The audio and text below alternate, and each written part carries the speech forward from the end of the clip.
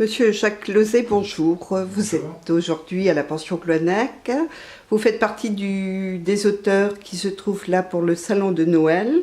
Et vous nous présentez votre ouvrage, un petit livre documentaire sur le Bugaled-Breiz. Pouvez-vous nous en parler, s'il vous plaît? Oui, alors il s'agit de l'affaire du naufrage du Bugaled-Breiz. C'est un chalutier breton de Guilvinec qui a coulé en 2004, le 15 janvier 2004, et à l'heure actuelle, on ne sait toujours pas quelles sont les causes du naufrage. J'ai écrit ce livre à la suite d'un film que j'ai réalisé, un film d'1h30 qui est un documentaire sur l'affaire, et comme nous avions toujours un débat à la suite du film, les spectateurs me demandaient si je pouvais leur fournir un document, soit un DVD, soit un livre.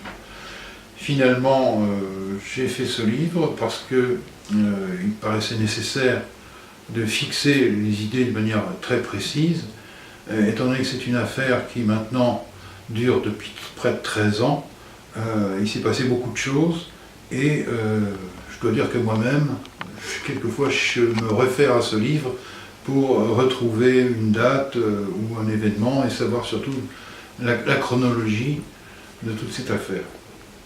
Monsieur Jacques Lauzet, je me permets de vous poser une question. Êtes-vous concerné personnellement par cette affaire ou faites-vous partie d'une association? Dans quel but exactement? Comment vous placez-vous par rapport à cette affaire? Alors, je suis impliqué malheureusement dans cette affaire parce que notre gendre a perdu son père qui était le mécanicien du Bugaled-Breiz. D'accord. Si bien que nous avons deux petites filles qui ont notre grand-père. D'accord.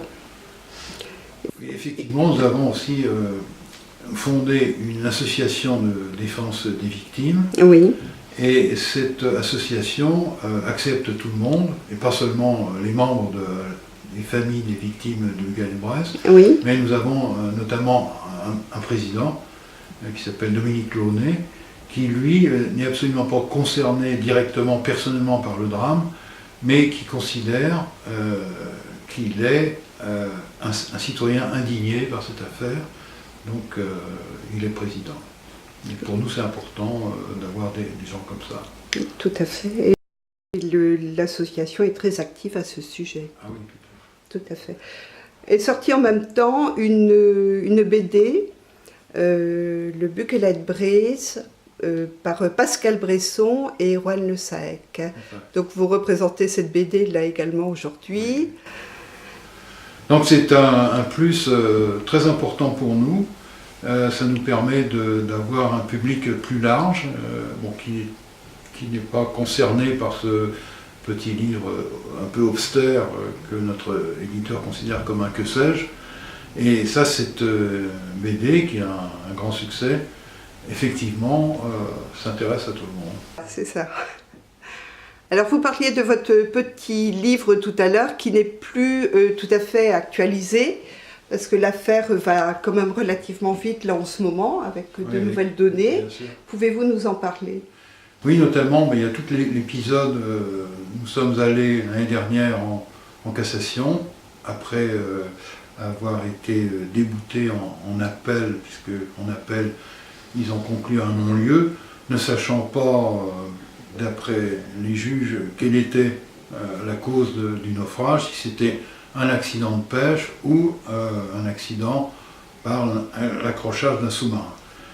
Et donc l'affaire s'est terminée officiellement en France, point de vue judiciaire, oui. Mais la Grande-Bretagne a repris immédiatement après, ce qui nous a beaucoup étonné d'ailleurs, qu'elle reprenne aussi vite. L'affaire avait été initiée en Grande-Bretagne par le coroner de Truro, qui est la capitale de la Cornouaille, tout simplement parce que 2 corps avaient été déposés sur le sol britannique, et du seul fait que ces corps soient déposés, engagé immédiatement une procédure qui s'appelle l'Inquest. D'accord, donc cette procédure commence là actuellement en Angleterre. Hein? Oui, alors elle avait été commencée, mais elle s'était arrêtée lorsque la France s'est intéressée à l'affaire et lorsque le procureur a lancé une action pour homicide involontaire. Oui. Et lorsque l'affaire française a été jugée, la coroner de Truro a considéré qu'elle devait reprendre le flambeau, ce qui a été fait. D'accord, donc vous suivez cette affaire en Angleterre, Oui. là maintenant.